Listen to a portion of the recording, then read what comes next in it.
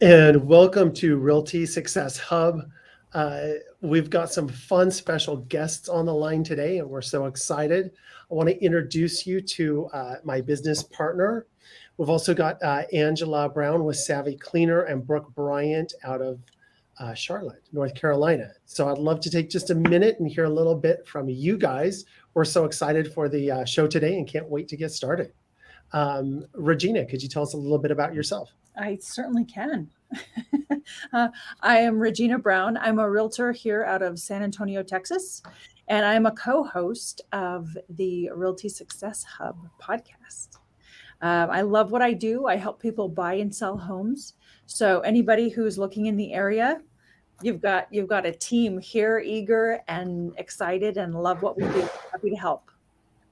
Wonderful. And Angela, could you tell us a little bit about yourself? Yes, thank you so much for having me here today. I'm super excited to be on the show. I'm Angela Brown with Savvy Cleaner, and it is a cleaning company that trains house cleaners and maids. And I'm also the show host and the guest host of the Ask a House Cleaner podcast that is broadcast in 191 languages and in 37 countries around the globe. So we've helped a lot of people learn how to clean their homes. And when it comes to real estate, that means move in, move out cleans, which is a dreaded task for, well, everyone. So I'm happy to be here today and to answer the questions about being a real estate entrepreneur and also a cleaning entrepreneur and what it means to get out of bed in the morning when really you'd rather be sleeping in. Fantastic. Thank you so much for that. And Brooke, could you tell us a little bit about yourself? Yeah, thanks, Aaron. I'm so excited to be here today, too. I am a realtor in the Charlotte, North Carolina area and surrounding areas. I'm also co-host of Realty Success. And just like Regina, I love what I do. My passion is working with first-time home buyers, but like to work with anybody in the real estate. It's a great opportunity to invest in yourself, invest in your wealth, and invest in your future. So excited to talk about being a real estate entrepreneur today. Oh, fantastic. Well, we have some really fun questions from a whole bunch of people today that have chimed in and want to know a little bit more about investing and real estate and what it's like to be a business entrepreneur. So we'll jump right into it. It'll be exciting. So, Aaron, what got you interested in real estate? How did you become a realtor? It's such a great question, and I'm glad you asked. Real estate's always been a passion of mine. I grew up in the construction industry, and houses, I've always been enamored with houses and people. Always loved meeting new people and conversation, and being in the construction trade for quite a while and growing up in that, I started realizing, hey, there's a sell side to this that involves more conversation than labor. And that got me really, really excited. And I moved into the industry that way. I started selling beachfront condos in Mexico, and that led me on a real estate path. And I ended up in Texas, following the real estate market, and I've been doing that now. I guess this is my 14th year in doing real estate, and I'm just so thrilled to be doing it. It's a passion of mine, and I love every minute of it. I've got a working commercial and residential, and so it's a lot of fun. And he's exceptionally well at what he does. He's a wealth of knowledge. Well, Regina, I want to ask you the same question because I know you deal in luxury real estate. So how did you get involved in luxury real estate, and what is it that makes you get out of bed in the morning and go like, oh yes, I love this as my job? Like, Well, so I got into it by visiting this guy. I came down, I was living in the Pacific Northwest, Washington State and Oregon. And I came down in April. Everything was in full bloom. It was beautiful. And Aaron took me on the real estate tour of the city, and I fell in love with San Antonio. Beautiful, beautiful people here. The people here are so friendly. It's a very safe city to be in. It's an incredible city. So he gave me the real estate tour. I fell in love with the city, and I went back to the Portland area and trained someone to take over my job, which I had been in the medical field for 16 years. And I packed up my home and I moved down here. So I'm starting my 7th year right now. And so we partnered up. We love working together. We do different things. And so, but we still get to collaborate a lot, and it's a lot of fun. It's incredible. What gets me out of bed in the morning is I'm passionate about my job. I love what I do. I love people. I love working with people. Coming from the medical field, I still get to work with people every day and families. And most people are moving because of a dramatic life change, and so it's very emotional, and I love helping them navigate through that. And so being able to spend all day, every day with people finding homes and needing to let go of the home that they're currently in and make that transition, I find a lot of peace and happiness. And I love that aspect of it. So it's enough motivation to get me up and out of bed in the morning, and you get to hear everyone's stories and go on that journey with them. And it fulfills me a lot. I love it. So that's me in a nutshell. There's something to be said about running your own business, and you really have to have that entrepreneur spirit. I know both of you guys also run your own businesses and very entrepreneurial.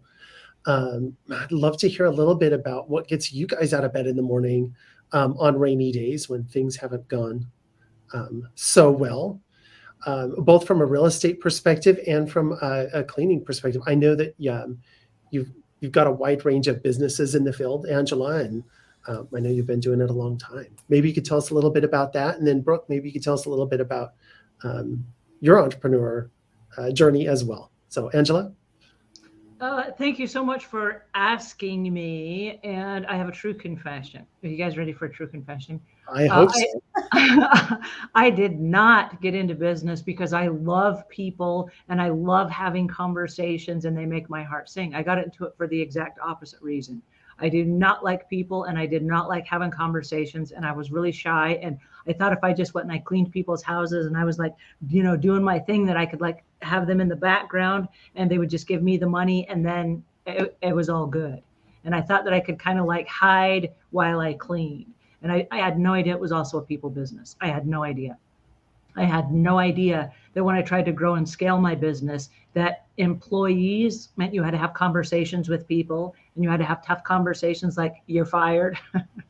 I didn't know any of that stuff. Okay. So I got involved for all the wrong reasons. And I hate to say that it wasn't because I was trying to help other people. And I love both of your reasons for, helping people find their destiny, their dream home and all this stuff. And it wasn't that for me at all. I got in for the money. And it's a sad thing to admit because there's not a lot of money in house cleaning. But I got in for the money. I had bills to pay. And I thought, well, this is what I know. This is what God gave me. And growing up in my family, my dad was really insistent that we learn how to clean. So it's something that I moved away from home knowing. But once I moved away from home, then I was like, maybe I can make a business out of this.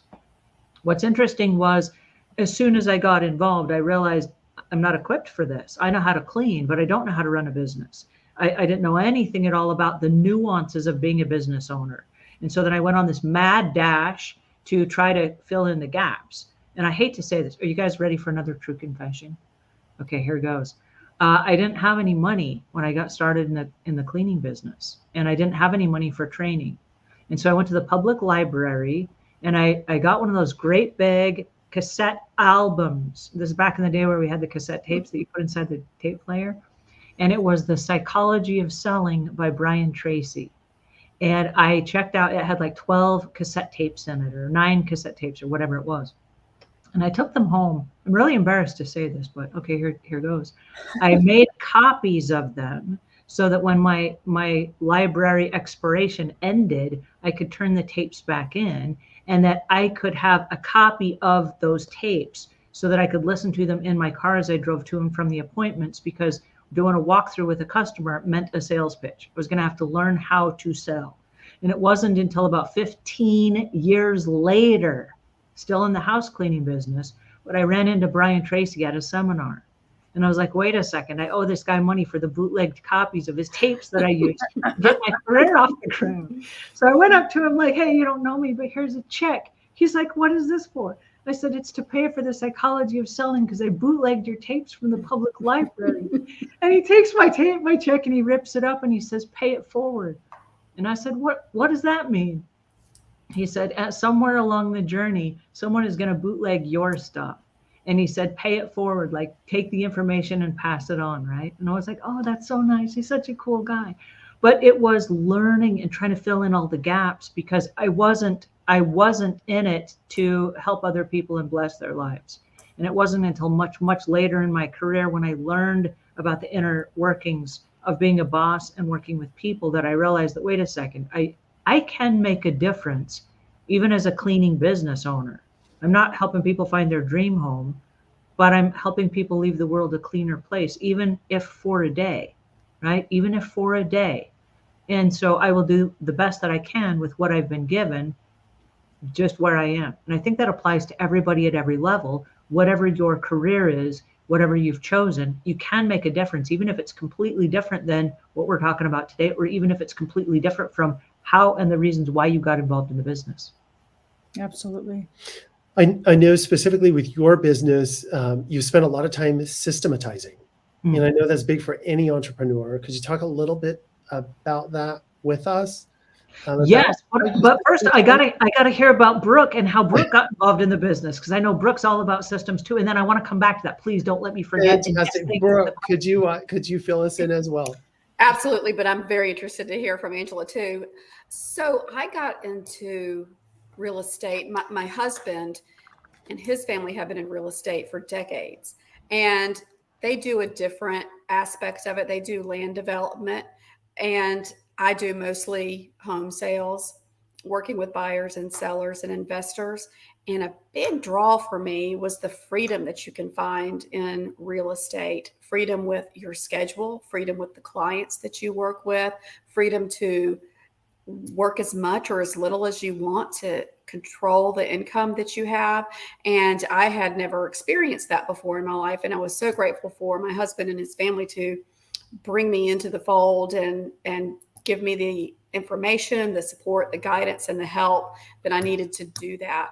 So what gets me out of bed in the morning is I do love what I do. I have a passion for working with first-time home buyers. I really want to help people who didn't expect to be able to buy a home, help them through the process, people who are fearful of getting their credit report and the things that they need to do to position themselves to be able to buy a home.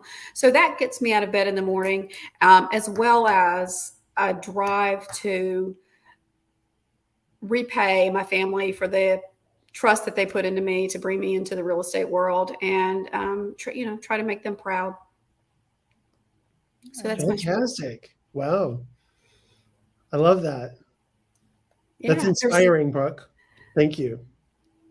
Well, to piggyback on what Angela said, there's so much to real estate. Like you said, Angela, you knew the cleaning aspect of it, but not the business aspect of it. And there's so much to learn. And I feel like you just never do stop growing.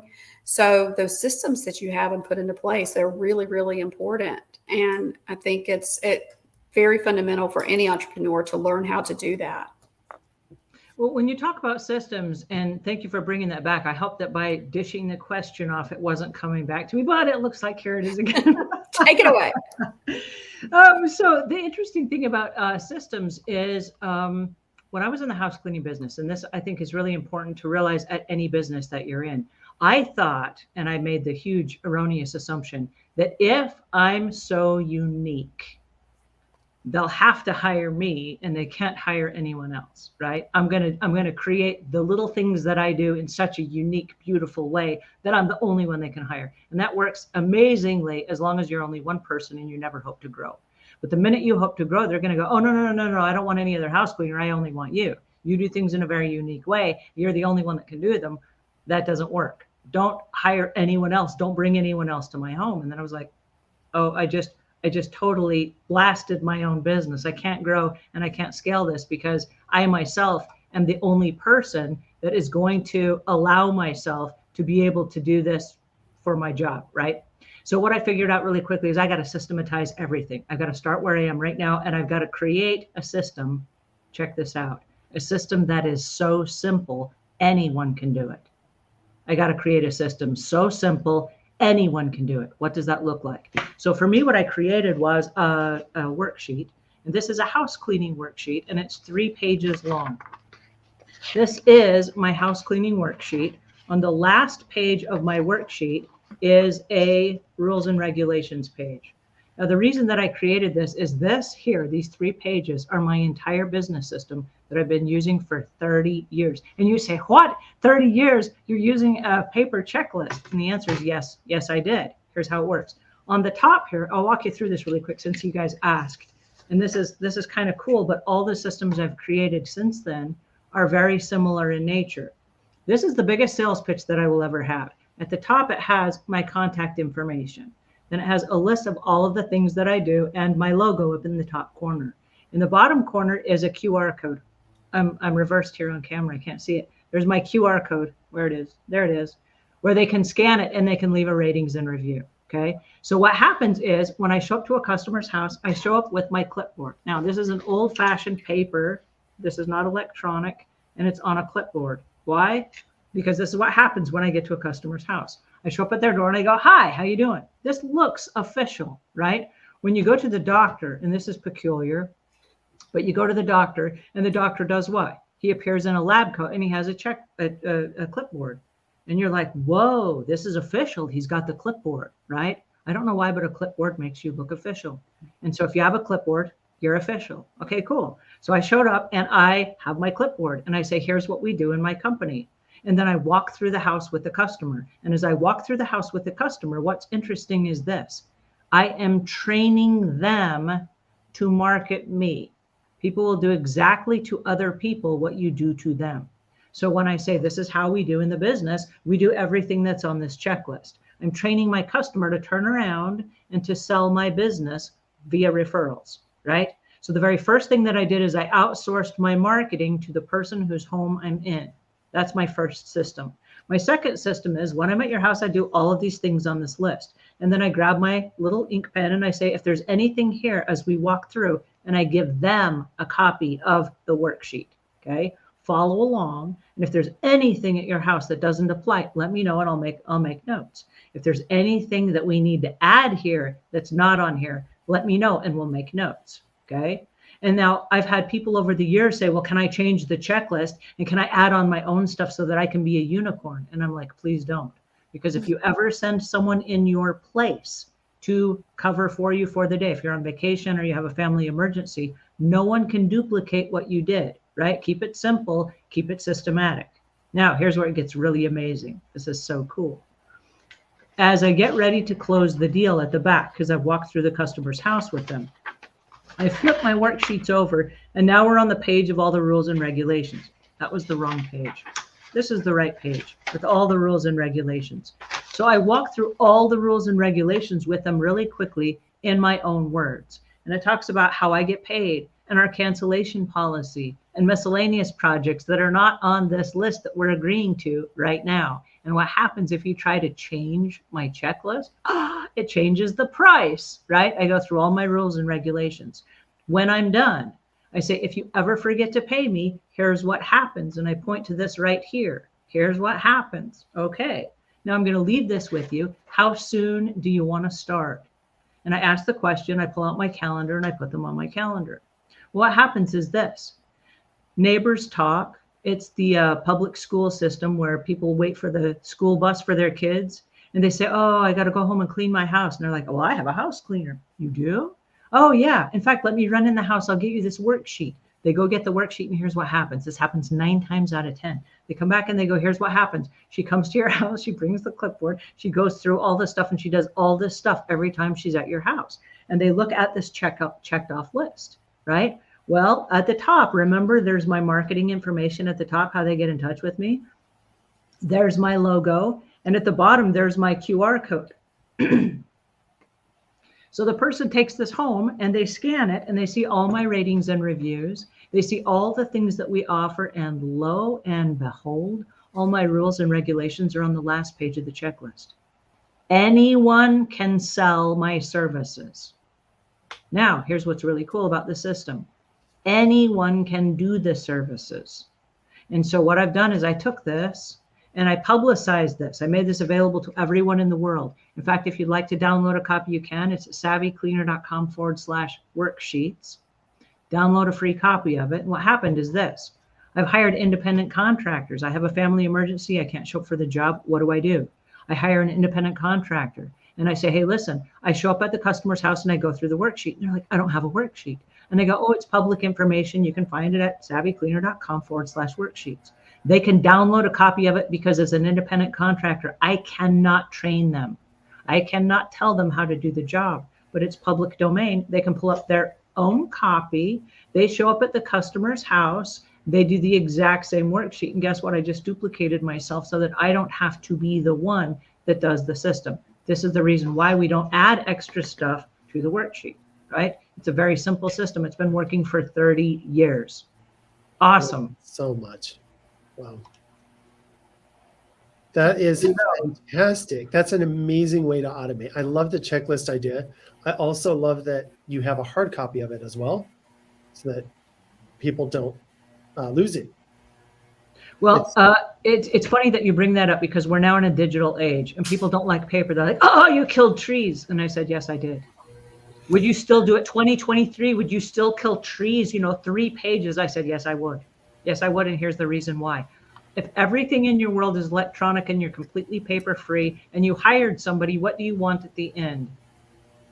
You want proof of purchase. This is also their receipt. I write paid in full right here and I circle it. You paid me all the money. This is your receipt. Do whatever you want with it for taxes. But what happens is this. If you go to a store right now and someone gives you a receipt, then you say the purchase is complete, right? If they don't give you a receipt, you're like kind of like looking around like, are we done? Is that everything? And I can't tell you how many house cleaners have left a house cleaner's house. I mean, a homeowner's house. And the homeowner is like, did my house cleaner come? Like, what did they do? I'm really unclear if they're done with the job or did they get called out early or what did they do? Well, the checklist tells you exactly what I did. This also is my satisfaction guarantee. Because if I went through your whole entire house and today one room of your house, like your toy room, was extra dirty and I wasn't able to get to your toy room because we spent all the time cleaning the other messy rooms of your house, I'm going to circle this and I'm going to say not touched, not touched. I didn't do it today. We did not have time. And then you can't call me back on the satisfaction guarantee because what? I didn't check it off. Not touched means I didn't get it done. So what does that mean? That means next time you got to clean up and pick up the toys so that I can get in there, so that the satisfaction guarantee. Only what's checked off is the satisfaction guarantee. People don't call us back and go, well, my toy room is still messy. It is messy, not touched. We didn't touch it. We didn't get around to it. Right? So it clarifies and it sets boundaries and it keeps things super simple. And so the systems that you have in your business as an entrepreneur, especially if you're your own business, from my perspective, it's only as simple as the people that can make it work. And it's got to be so simple that everybody does it and everybody knows how to do it and that everybody's doing it the same way. Right. Because that's so important. Yeah, to do things the same way. In real estate, I know a lot of real estate professionals have closing coordinators or assistants to help them with the paperwork aspect of it. So working off of a checklist that helps you communicate, sets expectations for what needs to be done, when it needs to be done, and you can track the progress of it, know where everybody stands, what the next step is. It's a really valuable tool in real estate too, having some checklists in place. Yeah, I've noticed through the years that, when you go through buying and selling homes over and over and over, there are things that just come up every single time. And to create a checklist of that and help people walk through and navigate those waters, it's like, hey, there's going to be a bolter there every time, and here's the way around it. And we still run into it every day where people are like, no, we don't want to follow your process. We want to do something else. And, you would think somebody who's navigated that path and done it hundreds of times might have an easy way around that obstacle. And so we still run into that. We have checklists for everything in real estate. And one of the things that we find a lot is when we send a digital version, it's like we never sent it. People have no idea what we're talking about. We'll send them a digital version of the next steps. And they're like, we don't know what we're doing. We have no idea where we're at. But when we actually print it and hand it to them, people are able to follow a process really easy. They have it physically. And there's something about having something tangible, I think, with those lists. of just here are the next steps, you know. Hang this on Because- your refrigerator. Well, what gets interesting about that, and I'm glad you brought that up, because what happens is when you have a clean kitchen and the entire kitchen, there's nothing in the kitchen, everything is where it's supposed to go, and then there's one paper on the front of your kitchen counter, you have to do something with it. It doesn't just, mysteriously go throw itself in the garbage. It stays on your counter until you physically pick it up and then move it. And people paid money for this. It says paid in full. So what happens? They're not going to throw it away. I don't know why, and I'm glad that they don't, because it has all my contact information on it, but they don't throw it away. They're like, I paid for this. This is mine. And so they hang on to them, and they'll have like a stack of them. Okay, well, you do whatever you want with them. But it's really free. And I tell them several times during the walkthrough, oh, well, let me explain this, because you're probably going to give these to your neighbors one day as your neighbor asks about a house cleaner, right? We plant those seeds so that when the neighbor asks about a house cleaner, they're like, oh, let me run, go get my checklist. This is what I'm supposed to do, right? Because you've already trained them in that sales process. And so what happens then is they run in the house and they get the checklist, and then they explain it exactly how you explained it to them. Make it super simple, right?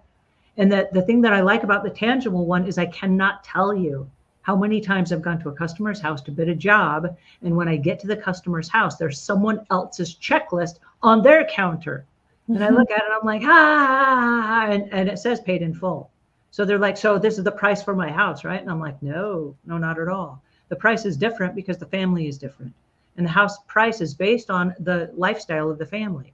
And because that's a single professional with no kids and no dogs, and you got 5 kids and 4 dogs, price is going to be different. I promise you. And then I do this. This is a cool technique.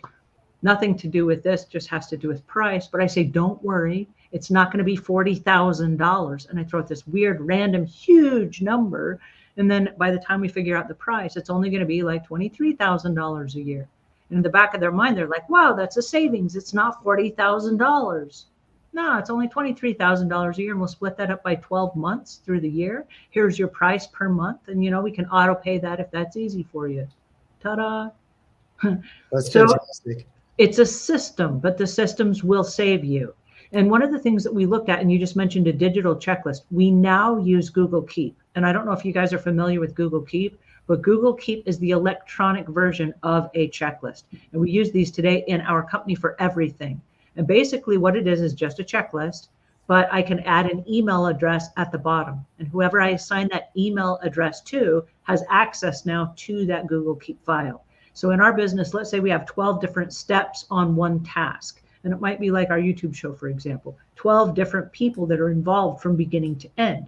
So somebody will do the first 5, and then they check their name off the list. They add the next person's email, and that checklist goes to the next person on the list. They check their 5 or 6 things off. They add the next person's email, and it goes to the next person on the list. So by the time it makes its way back to me, ta-da, the show is finished, right? Not always. Don't let me trick you. Sometimes it bounces back to me in between, and I'm like, what? Why has this come back to me? And I have to hurry and reassign somebody else to the list, right? But I can at any time. Check this out. We talk about duplicatability. Like, is this duplicable and is it scalable? And that's the thing. If you are an entrepreneur, you can't wear all the hats. You have to outsource stuff. But once you outsource it, you don't want to micromanage. And so at any time I can say, I wonder where this person is in their set of tasks. And I can open up that Google Keep file because we all have access to it. And I can see exactly who's working on it and what has been checked off. And then I'm like, oh, okay, now I know where we are in the process. Done. I just back out, and I don't need to micromanage that because it's only so far along the checklist, right? Mm-hmm. But what's really cool about that is if you're using a repeat checklist. Like, for example, if this was an electronic version, and it's not, but if it was, and I was cleaning my own house, instead of doing a paper copy every time, I could use the Google Keep file, and I clean my house this week. Next week, I hit one button that says uncheck all the checked items. They all go back to the list, and I can start over again and use the exact same checklist. How cool is that? It's pretty cool. Fantastic. That is fantastic. Yeah, there's so many tools out there now that help us and keep us on track. And when you are a business owner, that's so important because you don't have somebody over you putting deadlines in place. It's really up to you to make that happen. And so those systems, whatever you find that works for you, the paper copy, the Google Keep, a combination of both, really important when you're in business for yourself. So I have a question for you, Brooke. I know that as a business owner, you've been running a business with your husband for quite some time. And I'm curious to know, do you motivate him or does he motivate you? Or how does it work when you have a partner and you're working in the same business? Is there ever a morning where you're like, nah, I don't feel like going in today. Yeah, I don't feel like it either. We'll just stay in bed. Or do you like, no, you got to get up. You got to get down there. There are deals we got to work through. Or how does that work when you're working with a partner? I definitely motivate him. I'm the motivator and the cheerleader and let's keep on task and let's get this done.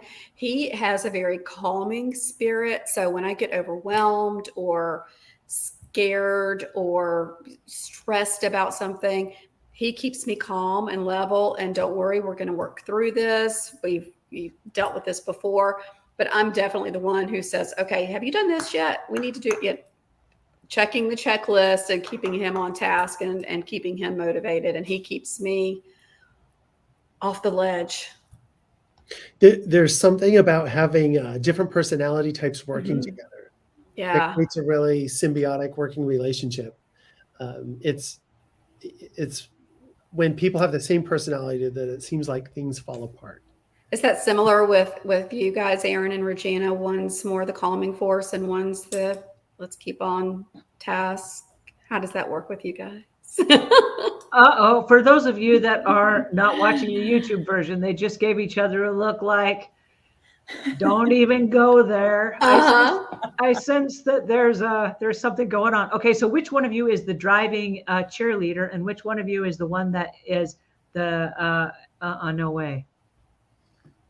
I don't think either one of us are in no way, but we definitely are each other's cheerleaders.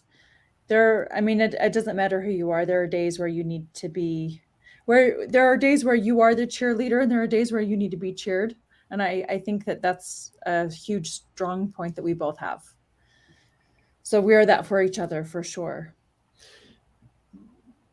Yeah, I'm kind of a little bit of a driver personality. I like to get things done and get things done quickly. And she's definitely the calm in the storm. And so it's nice to have somebody that says, hey, just take a minute more, it's going to turn out better. But I'm like, let's just get to the destination, and life is a lot about the journey as well.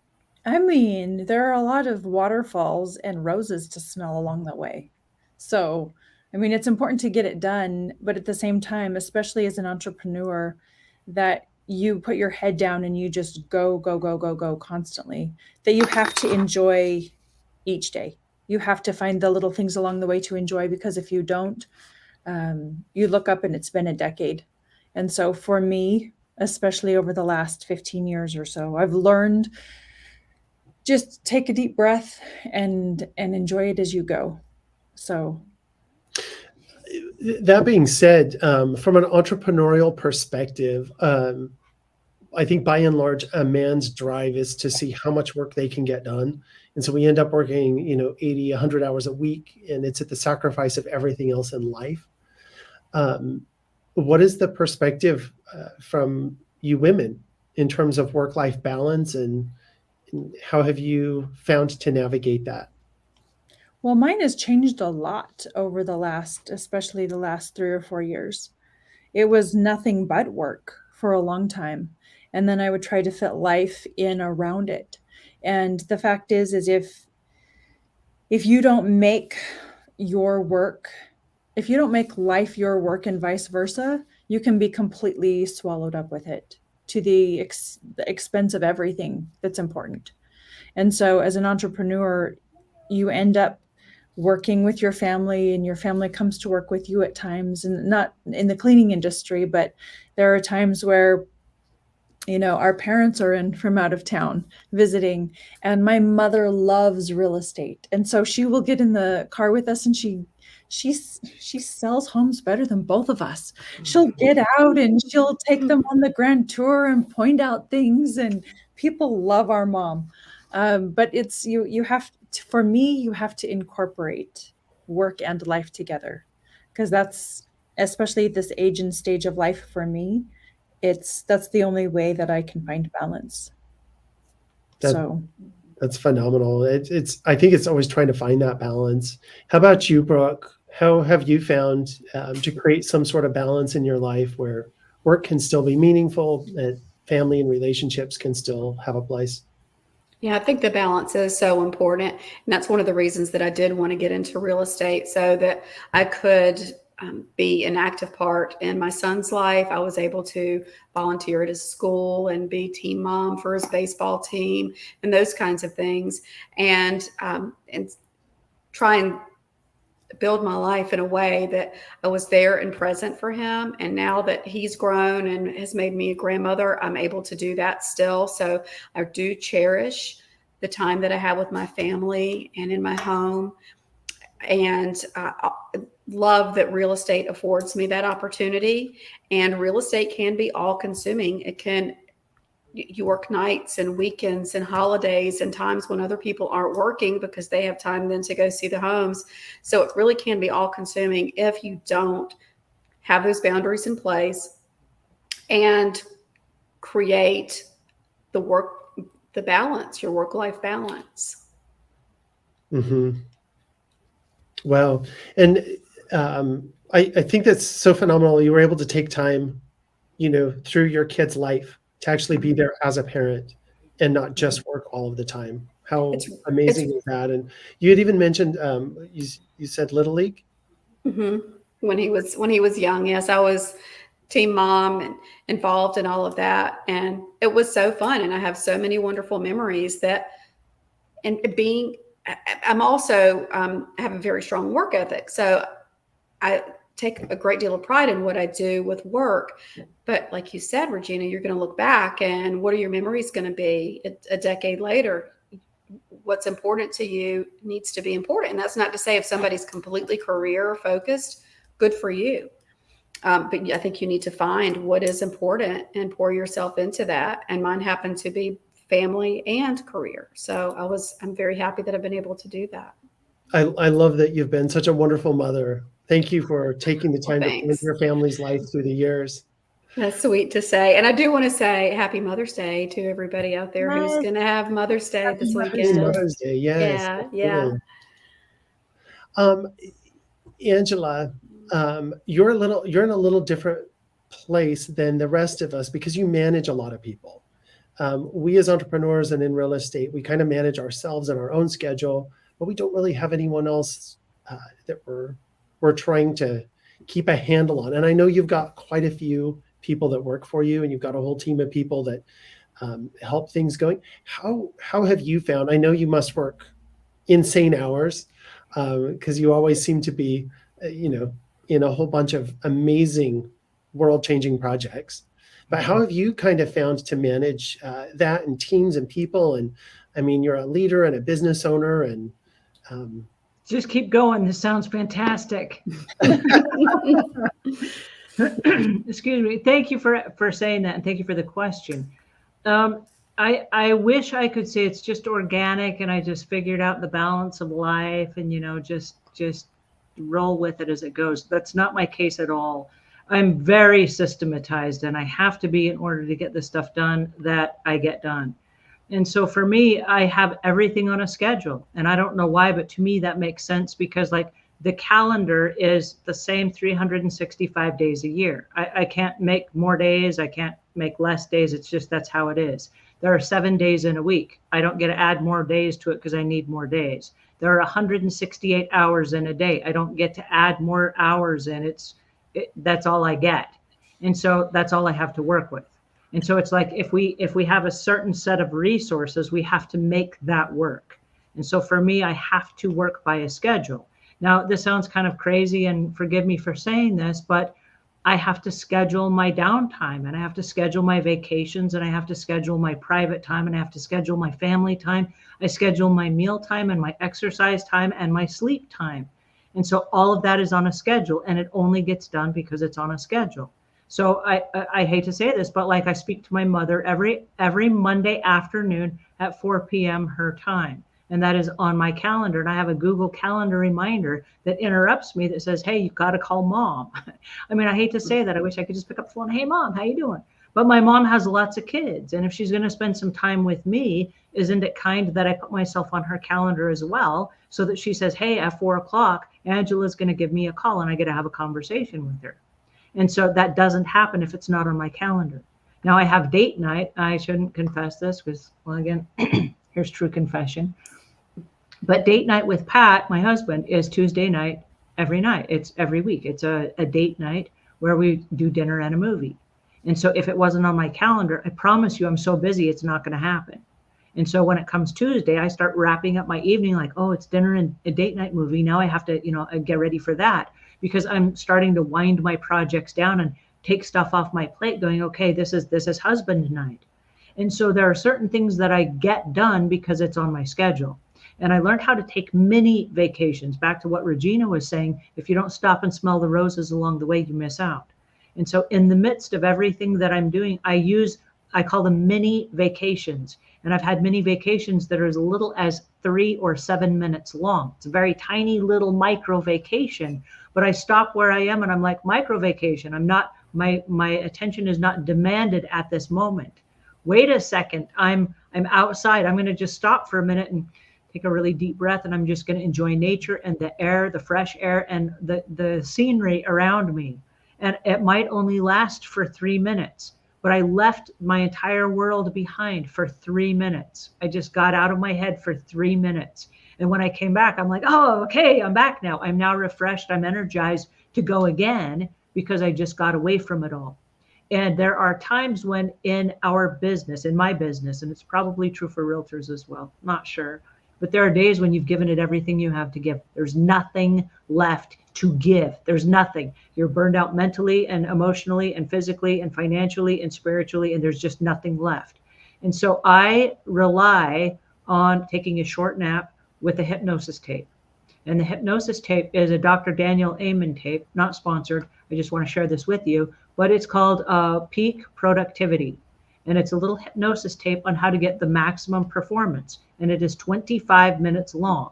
And so if I'm just completely burned out on everything, I'm like, I need a reset. And it's one of the most glorious things ever because there's a nap included. And he wakes you up at the end like, hey, go get back to work now. Wake up again. And you're like, oh, yes, here I go. But it resets. It's like rebooting a computer that's clogged and has slowed down and is not working. You keep hitting the keys and nothing's happening. And you're like, is my mouse broken? Is it the keyboard? Like, what's happening? Stop and reboot.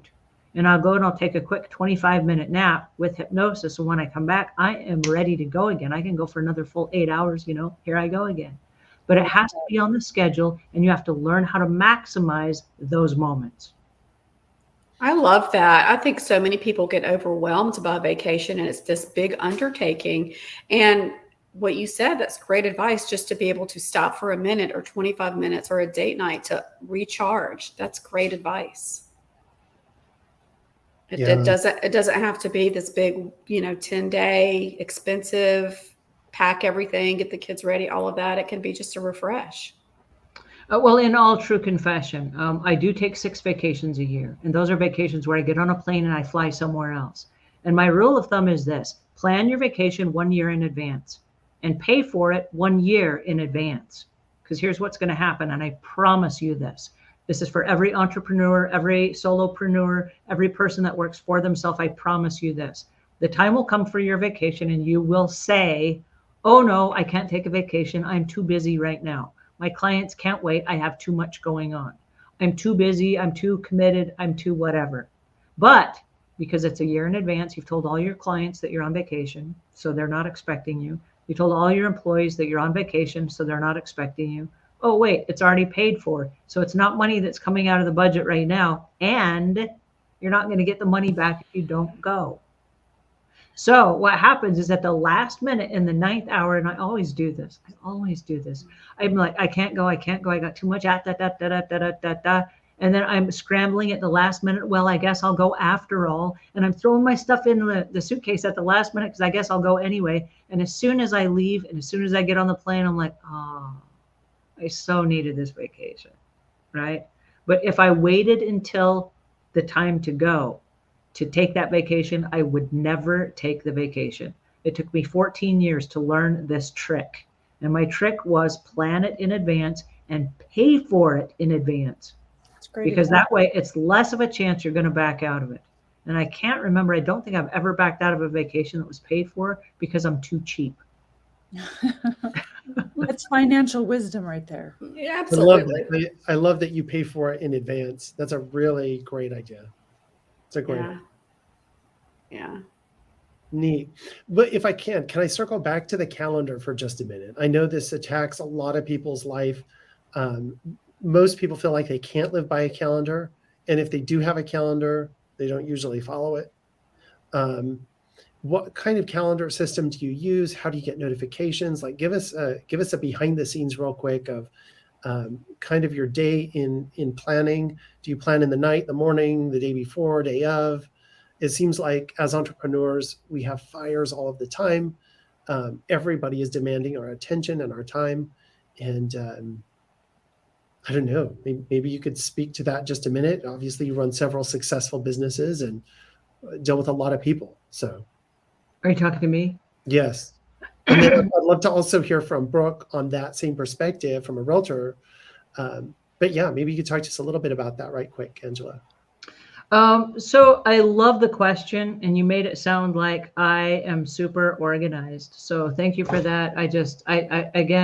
I'm glad this is taped. Every time I have a discouraging day, I'm just going to play this back and hear the accolades about myself. You go like, yay. So for me, it actually comes down to the calendar. And so if you've watched any of my shows, you'll notice that I wear the same thing every single day. And I do that so that I don't have to make those decisions every single day. Because for me, it is exhausting to try to run a business with a lot of moving parts and then to spend a whole lot of extra energy on things that don't require a whole lot of energy. Like what clothes am I going to wear for today? Or what is my schedule for this week? How exhausting would it be if I woke up every single day and I'm like, oh, I've got a whole 24 hours. I've got to reinvent stuff to happen in those 24 hours every single day. How exhausting is that? So I have a set calendar. For example, I call my mother every Monday at 4 p.m., her time. That happens every single week. I'm not reinventing that session of that day on Monday. It's already created. It's on the calendar for life. For my mother's life, it's on my calendar. And I don't have to guess every week on Monday what happens during that time. It's already decided for me. Now, at any moment, my mother could call and say, oh, something came up. I can't talk to you today. And then I'm like, yes! Mini vacation, right? I now have a free window that just opened up. What do I want to do during this window that just opened up? Mini vacation, right? It's not on my schedule. Yay, something new. Not yay that I don't get to talk to mom, but yay that I have a moment of free time, right? Maybe I go take a nap and I do the hypnosis thing, right? Yay, a nap. Okay, so what I do though is I schedule every single day with set stuff. So if I'm a guest on this podcast and I'm invited back again and again, I'm going to put this as a regular schedule slot on my calendar. No one else can book on top of it because that is my slot that happens every single Thursday at a particular time. And so for everything in my life, is this a recurring event? And if it's a recurring event, get it on the calendar and do not change it. Every time you change something, you got to reinvent the wheel. So for example, if I have paperwork, if I'm running a real estate business, which I'm not, it's a cleaning business, but if I were running a real estate business and I had paperwork that had to be signed, I would have a block of time on my calendar every single day where I filled out all my paperwork. If I had clients that I had to follow up with, what are the most likely times during the day where I would be following up with those clients? Is that 4 to 7 p.m.? And if it is, that 4 to 7 p.m. would be blocked off every single day, Monday through, I don't know, Sunday. Is that how we do in the real estate business? It's 7 days a week. That would be my follow-up time. And I would not let anything else interfere with that. Because in the back of my mind, I would know that's the time I'm going to sit down and I'm going to make those phone calls and return the emails. And I'm going to do the social media with the clients and all the different things that we do. If it's not on the calendar for me, it doesn't get done. And so I reduce the stress of reinventing every day by just having set blocks of time on my calendar that I allow things to happen. And that's the key. I do a lot of coaching and consulting and stuff like that, but it's during a set window of time. And people have access to my calendar, they pay the money and they block a book of time. And so they can only block a book of time during a certain window of certain days of the week. Those are the only times I'm available. If they call during the time that I'm on the phone with my mother, a little red flag would pop up and say not available. It's not available. Why? Because I'm on the phone with my mom. There's another appointment that took that time. And so I don't have to keep reinventing every day because it's already blocked out. And it reduces the stress and it reduces decision fatigue. And so like wearing the same clothes every single day, it's removed those decisions from, I go in my closet, look around, let's see, what am I going to wear today? And I'm spending all this energy. How am I going to do my hair? What clothes am I going to wear? All the things, right? It's already decided for me. So I've reduced as many decisions as possible so that when I'm one-on-one, face-to-face with a customer or a client or on a podcast or a YouTube show or whatever it is I'm doing, I can give that 100% of my attention because that time was blocked out and everything else got cleared away. That's great advice. It was very, very good advice. Yeah, I think if we can eliminate the things that we're spending so much energy on that aren't productive, that's a valuable tool. And another thing, in watching Angela work, a great technique that I'm starting to adopt and I've picked up, when there's a situation in the moment, there's a problem. Let's say you're doing something on social media, there's a glitch. Instead of writing it down saying, oh, I'll get to that later, I've learned from Angela, take care of it right in the moment. This is when you need it done. If you put it on a list, something else is going to get stacked on top of that list. It's not going to get done.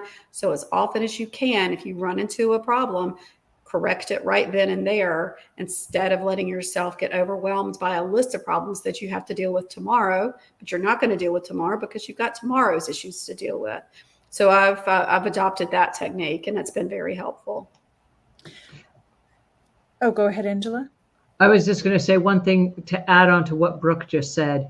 If I cannot do something in the moment, then I try to batch it. And I do use Google a lot, like with the Google Keep files. I know in my business, we use Google Chat.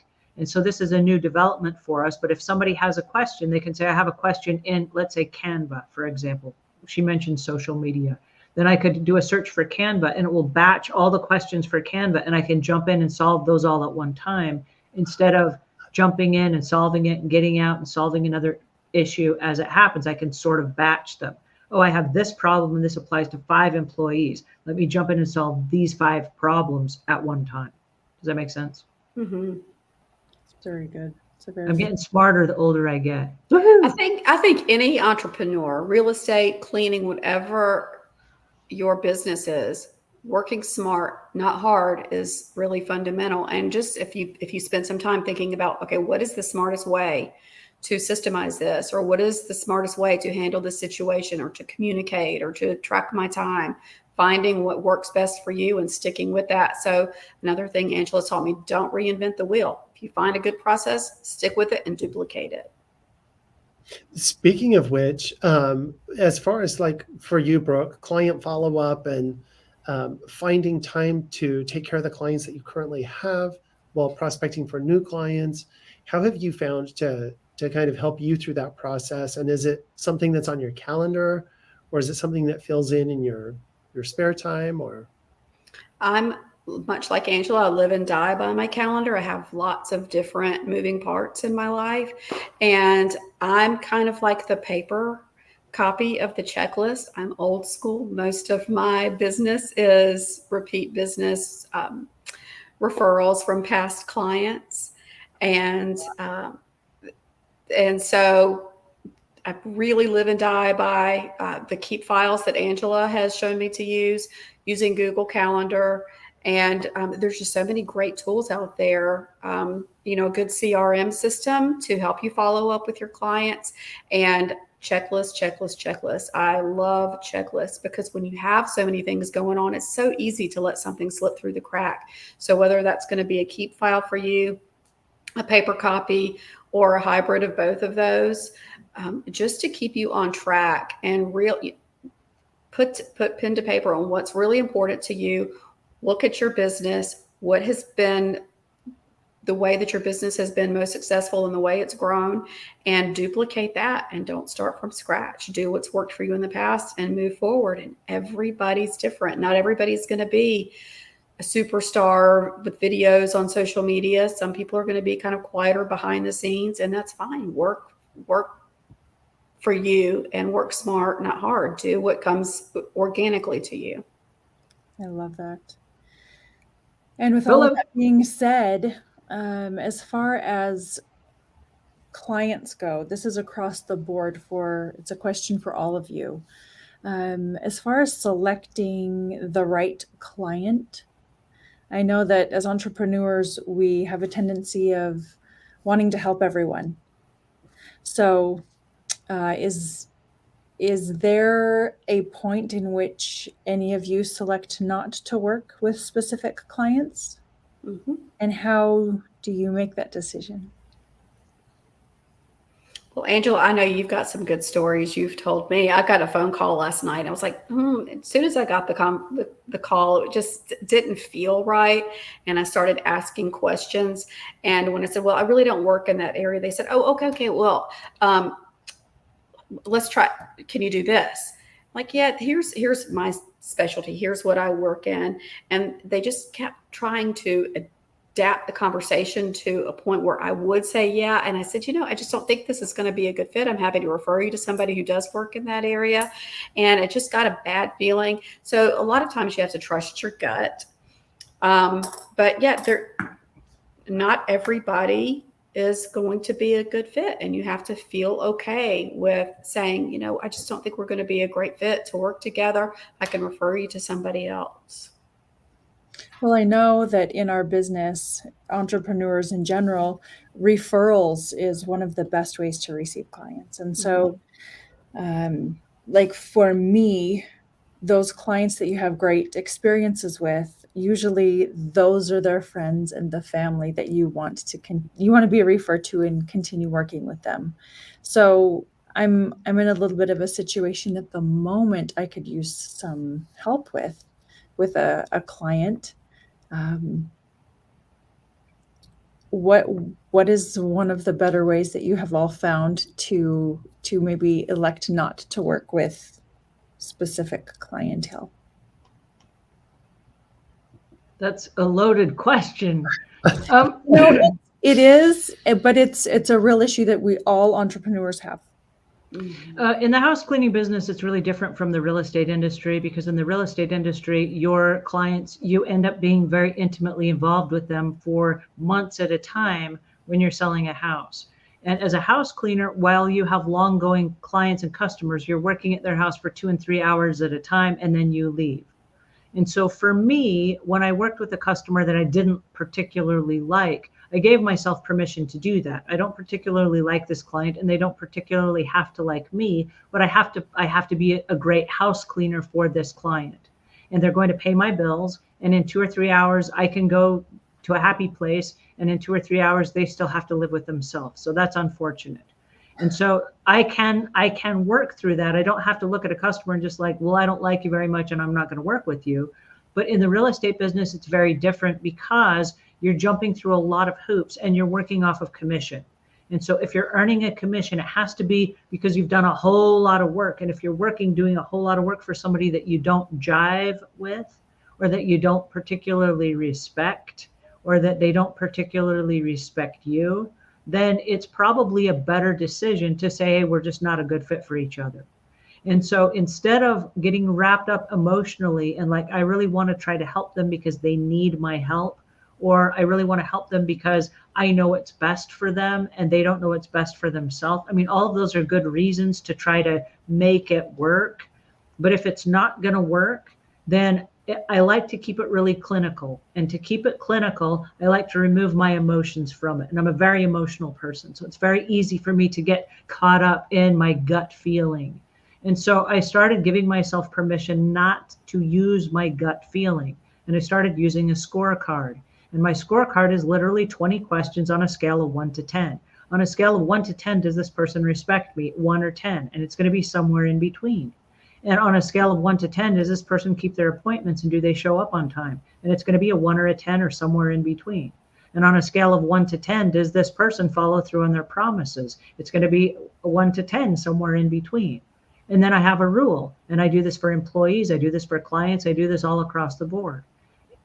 If my scale tallies up, I got 20 questions and they're all on a scale of 1 to 10, there's a possible 200 score. And I don't go with anybody that doesn't get at least a 150. I mean, it's a really simple system. But if they come in at a 132, I'm like, something's off. Don't know what it is, but something's off.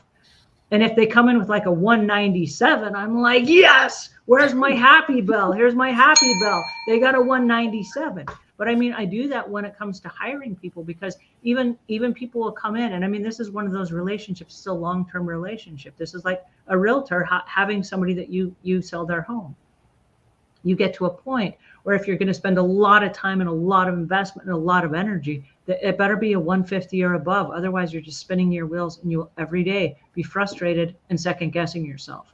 And when you second guess yourself, you lose confidence in your own decision-making skills. So don't do that. I love the idea of that scorecard, because we all know what an ideal client relationship would look like. And so it's going to be different for every entrepreneur, but I love that idea. I'm going to go home and make me some scorecards today. Well, in your business, you know what your 20 important hot buttons are.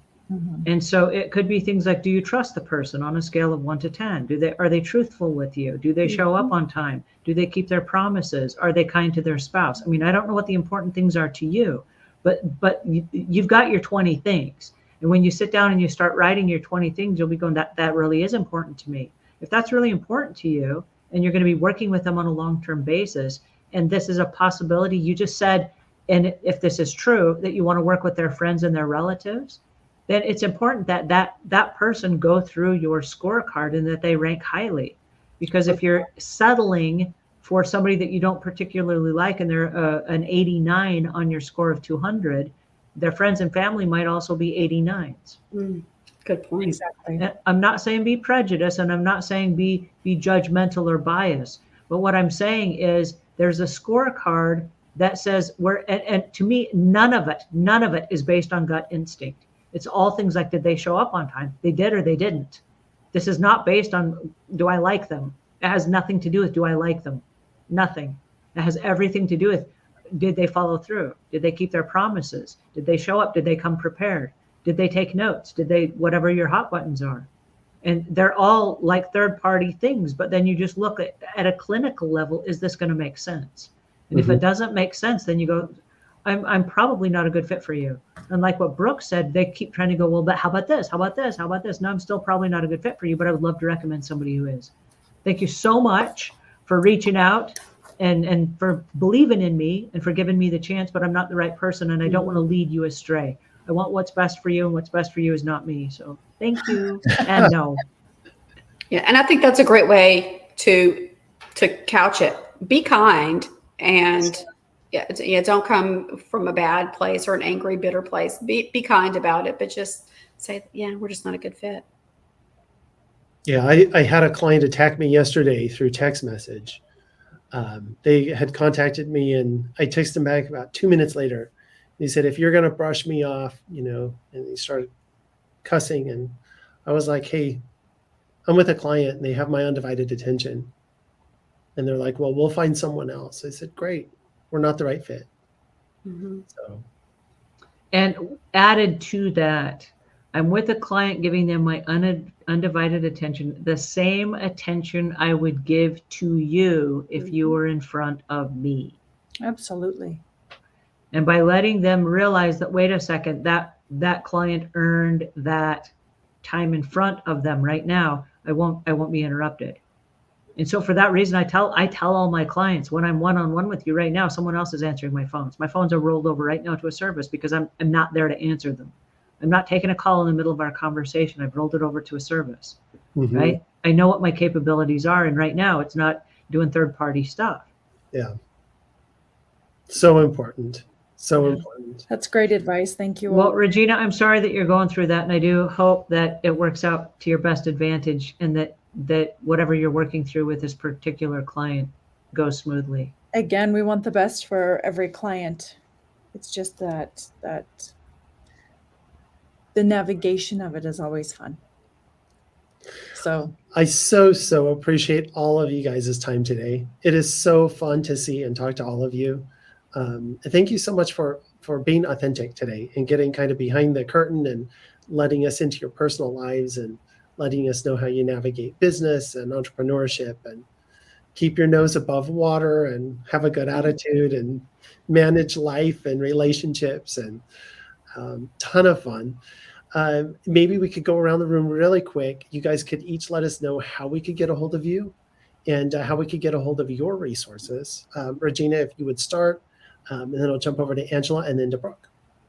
Yes, you can find me on every social media platform, Regina B Realty, and I'm happy to help anyone buy or sell homes. Brooke? Fantastic. Thank you. Yeah, this is, I love the hour that we spend together every week. I always learn something and always have such a great time. And I'm in the Charlotte area. And if I can help anyone with their real estate needs, buying, selling, or investing in properties, you can find me at Ask Brooke Bryant on all the social media platforms. Fantastic. Thank you. And I too am on all the social medias at Ask Angela Brown. And if you would like to download the worksheet that I mentioned, it is free of charge. It's at Savvy Cleaner, SAVVY Cleaner, CLEANER.com/worksheets. And thanks again for having me here today. This was awesome. Appreciate you guys so much. Realty Success Hub, the daily show, of course, is daily. We'll definitely see you guys here this next week as well for the full episode. And look forward to seeing you guys again and answering fun questions and another roundtable. So thank you so much. Appreciate you guys and have a great